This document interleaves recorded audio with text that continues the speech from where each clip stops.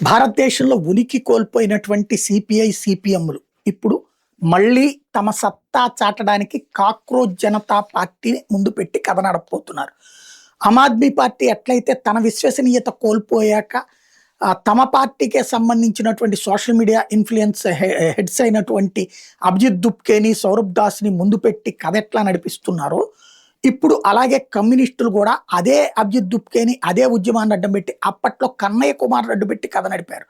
ఇప్పుడు ఈ కాక్రోచ్ జనతా పార్టీని అడ్డుపెట్టి వాళ్ళ పిలుపులకి స్పందన పేరుతో దేశవ్యాప్తంగా ఎస్ఎఫ్ఐ, ఏఐఎస్ఎఫ్, అట్లాగే ఏఐవైఎఫ్, డివైఎఫ్ఐ, అట్లాగే సిపిఐ, ఎంఎల్ అనుబంధ సంస్థలు అందరూ కూడా రోడ్లెక్కుతున్నారు. ఎక్కడికక్కడ ఉద్యమాలను దేశవ్యాప్తంగా అక్కడ పిలిపిస్తే ఇక్కడ దేశంలో వీళ్ళు చేసుకొస్తున్నారు.